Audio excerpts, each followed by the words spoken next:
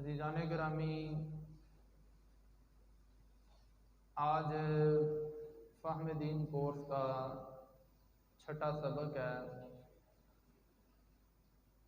آج ہمارا عنوان ہے نماز کا بیان۔ سب سے پہلی چیز یہ کہ نماز جو ہے کس عمر میں لازم ہوتی ہے۔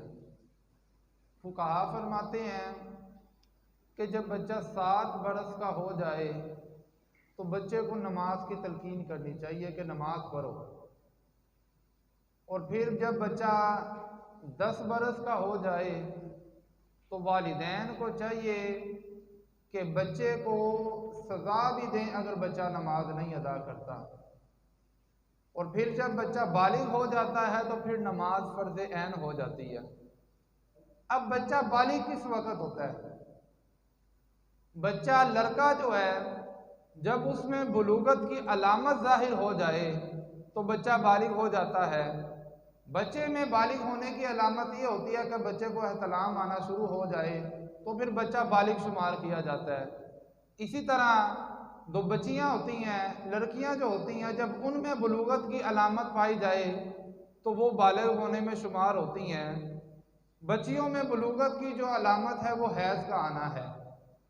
اگر بچوں اور بچیوں میں بلوغت کی علامت نہ پائی جائیں، ان کی عمر 15 برس کی ہو جائے تو پھر وہ بالغ ہی شمار ہوں گی۔ جو بلوغت کے احکام دوسرے بچوں پر لازم ہوتے ہیں، ان کے اوپر بھی 15 برس کی عمر کے بعد بلوغت کی جو تمام احکامات ہیں وہ لازم ہو جائیں گے۔ اب عزیزان گرامی، نماز جو ہے اس کے کچھ اجزاء ہیں، نماز کی کچھ شرائط ہیں، نماز کے کچھ فرائض ہیں، نماز کے کچھ واجبات ہیں، نماز میں کچھ چیزیں سنتیں ہیں، اور نماز میں کچھ چیزیں مستحبات ہیں۔ آج کا جو ہمارا درس ہے وہ نماز کی شرائط کے بیان میں ہے کہ نماز کی شرائط کیا کیا ہیں۔ اب سب سے پہلے اس چیز کا جاننا ضروری ہے کہ شرائط کہتے کسے ہیں، شرائط نماز سے مراد کیا ہے۔ نماز سے پہلے جن چیزوں کا پایا جانا ضروری ہے انہیں شرائط نماز کہا جاتا ہے۔ ابھی نماز ہم نے شروع نہیں کی، نماز شروع کرنے سے پہلے جن چیزوں کا پایا جانا ضروری ہے وہ کیا ہے؟ شرائط نماز۔ اور شرائط نماز کی جو تعداد ہے وہ 5 ہے۔ نمبر 1 طہارت۔ نماز کے لیے پہلی شرط کیا ہے؟ طہارت، پاک ہونا۔ پاکیزی میں 3 چیزیں داخل ہیں۔ طہارت میں کتنی چیزیں شامل ہیں؟ 3 چیزیں۔ نمبر 1 جسم کا پاک ہونا، نمبر 2 کپڑوں کا پاک ہونا، جسم بھی پاک ہو، جو کپڑے ہم نے پہن کر نماز ادا کرنی ہے ان کپڑوں کا بھی پاک ہونا ضروری ہے، اور نمبر 3 جس جگہ پر ہم نماز پڑھ رہے ہیں اس جگہ کا بھی پاک ہونا یہ ضروری ہے۔ کپڑے ہمارے پاک ہیں، جسم پاک نہیں ہے، یا جگہ پاک نہیں ہے، نماز نہیں ہونی۔ جسم بھی پاک ہے، کپڑے بھی پاک ہیں، لیکن جس جگہ پر ہم نماز پڑھ رہے ہیں وہ جگہ ناپاک ہے تو نماز ہماری نہیں ہونی۔ نماز کے لیے طہارت ضروری ہے، اور طہارت میں 3 چیزیں داخل ہیں: جسم کا پاک ہونا، کپڑوں کا پاک ہونا، اور جگہ کا پاک ہونا۔ نمبر 2 طہارت کے لیے ستر عورت ضروری ہے۔ ستر عورت سے مراد یہ ہے کہ جسم کے جس حصے کا نماز کی حالت میں ڈھانپنا یہ فرض ہے۔ اب مردوں کی ستر عورت یہ ہے، ناف کے نیچے سے لے کر گھٹنے سمیت یہ مردوں کی ستر عورت ہے۔ نماز ہو یا نماز نہ ہو، عام حالات ہوں، اگر ناف کے نیچے سے لے کر گھٹنوں سمیت تک ہم جسم کا کوئی بھی حصہ ننگا چھوڑ دیتے ہیں تو ہم حرام کے مرتکب ہوں گے۔ اب ہمارے ہاں ہوتا یہ ہے کہ گرمی کا جب موسم آتا ہے تو ہم شارٹ ٹراؤزر پہنتے ہیں، اور وہ شارٹ ٹراؤزر جو ہے وہ گھٹنوں سے اوپر تک ہوتے ہیں۔ مردوں کے لیے گھٹنے ڈھانپنا یہ فرض ہے، نماز ہو یا نہ ہو، بندہ اکیلا ہو یا کسی مجمع میں ہو، گھٹنوں کا ڈھانپنا یہ کیا ہے؟ فرض ہے۔ اگر کوئی بندہ گھٹنوں کو ننگا چھوڑے گا وہ بندہ ہر وقت گناہگار ہوتا رہے گا۔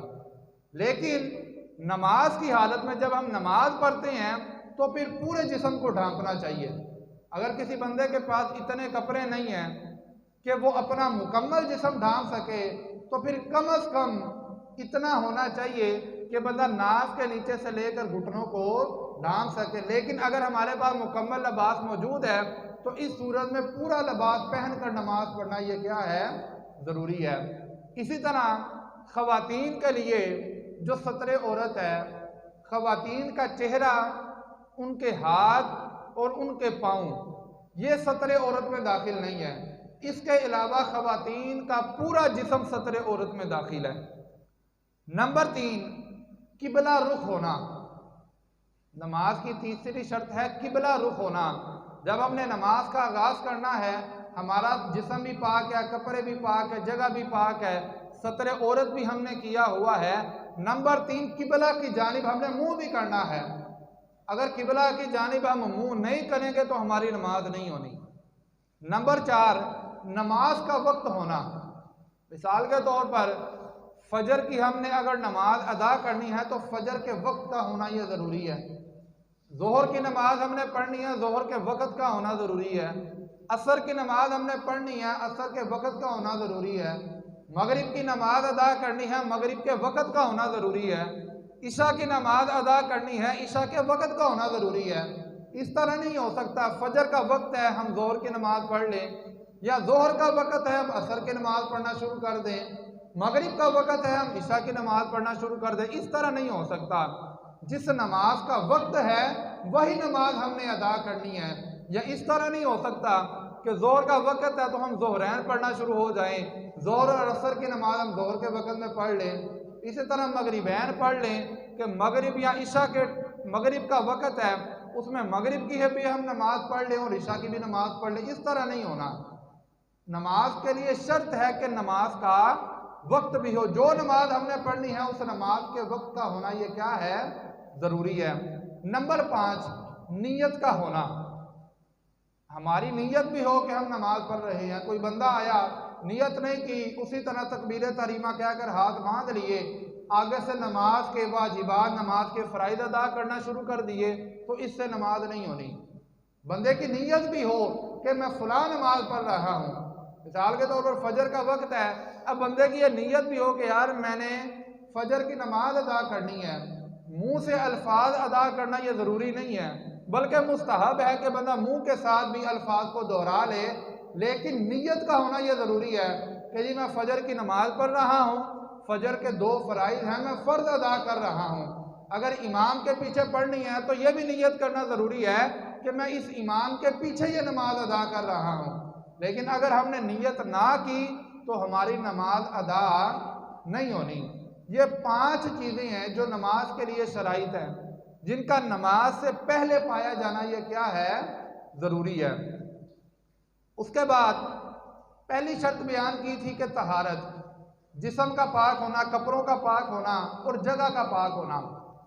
اگر کوئی شخص ایسی جگہ پر نماز پڑھ رہا ہے کہ جو جگہ ناپاک ہے، جگہ پاک نہیں ہے، تو اس ناپاک جگہ کے اوپر نماز پڑھنے کی ایک صورت ہے، اور وہ صورت یہ ہے کہ انسان اس ناپاک جگہ کے اوپر اتنا موٹا کپڑا ڈال دیتا ہے کہ اس گندگی کی نہ ہمیں بدبو آتی ہے اور نہ ہی ہمیں اس کا رنگ دکھائی دیتا ہے۔